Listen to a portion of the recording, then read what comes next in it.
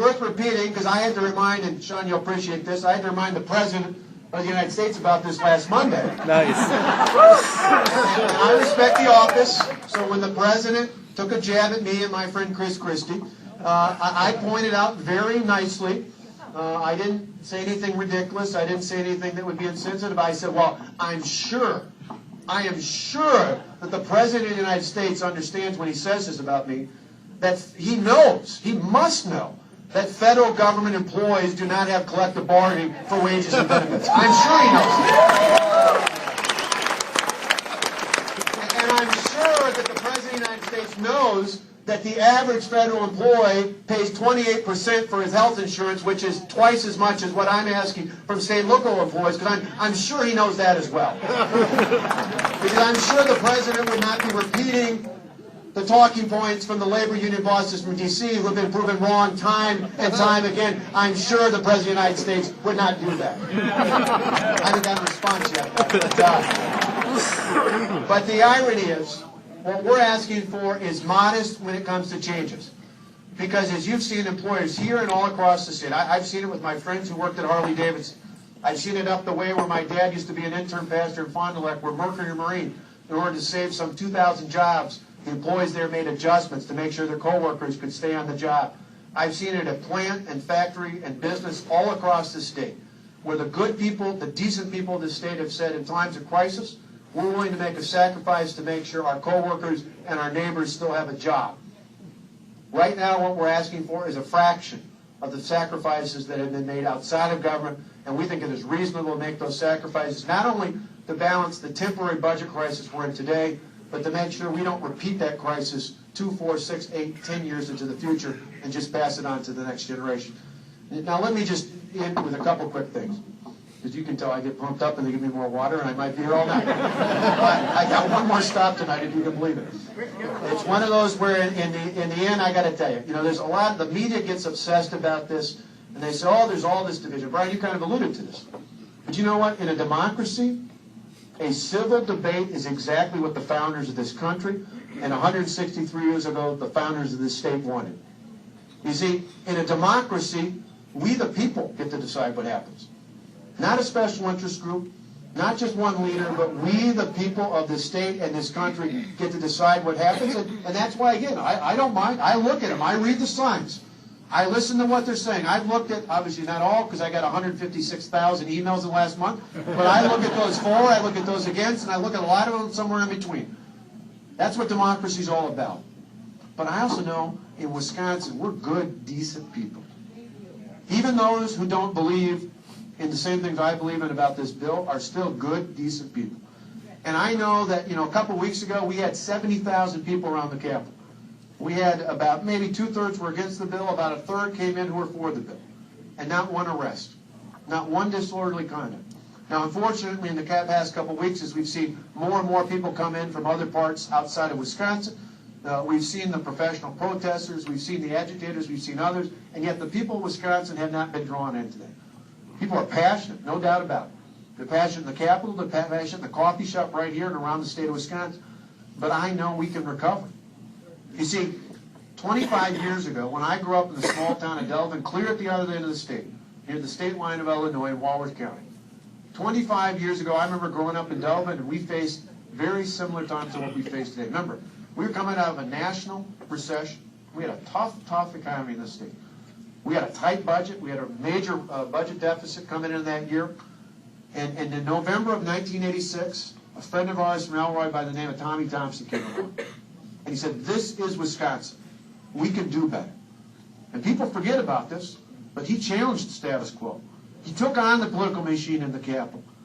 And after the first 4 years of his term as governor, his policies helped the people, not the governor, but the people of the state create 258,000 new jobs.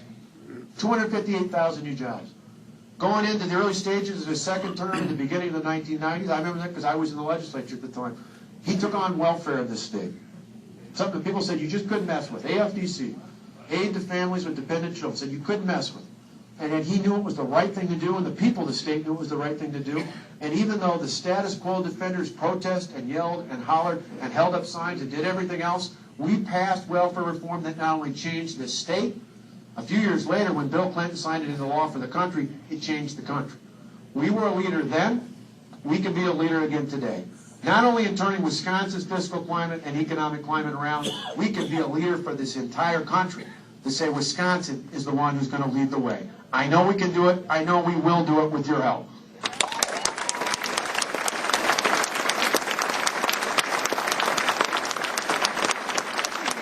Finally, let me just give you one charge, and then I apologize for having to cut out.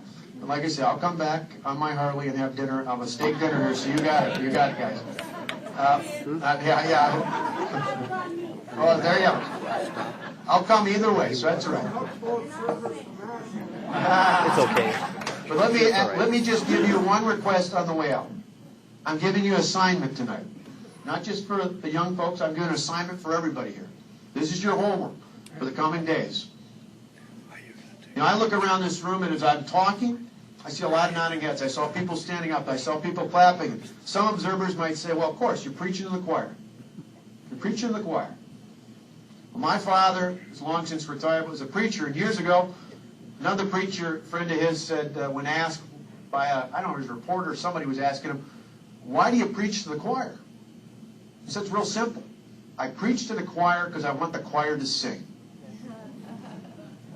What I'm asking you tonight in the coming days is to help me sing. Because not only about this bill, but about this. The fact that Wisconsin is open for business. You see, it is interconnected. People say, what does it have to do? I had Reuters, one of the international business publications amongst all the other local interviews I do, was in the other day, and the guy said to me, said, Governor, you know, investors don't like chaos. You look around the courthouse, or the Capitol, you see a lot of chaos. So what do you say to investors about that? You might guess I'm not shy to fire back. I said your premise is 100% wrong. It's not the chaos around the Capitol that matters. It's the stability that our actions and our leadership will bring to our state and to this marketplace. And in fact, if you look at it, what we're doing here actually makes us one of the most stable places in the world to invest in. And that's not just hyperbole. Earlier this week, Moody's, one of the national bond rating agencies that all governments, state, local, and otherwise rely on, came out and said our budget is a credit positive budget, one of the few in the country, a credit positive budget. Why that's important is as investors look at where they want to put their investments, where they want to put their dollars, and more importantly, what that leads to is where we're going to see jobs created. He is in states that have the leadership, not just from the governor, but from the legislature and from the people, the leadership and the will to do not only what is right, but what is prudent to get their state working again. A month ago, we saw what you don't want to do. South of the border in Illinois, we saw in Springfield, the governor in that state decided to try and balance his budget by raising taxes on businesses and individuals, and in doing so, they ignored the fact that they have a pension system that is only half funded.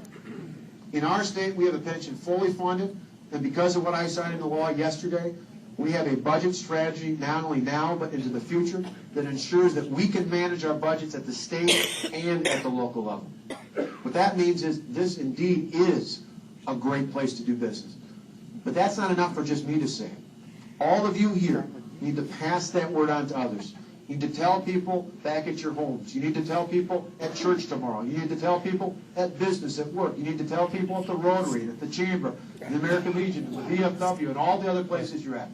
You need to help us sing and tell the message about how things are working again in Wisconsin. That means Wisconsin's open for business, and more importantly, that means we're going to put the good people of Wisconsin back to work. You're going to help us do it. God bless you. Thanks for supporting me today.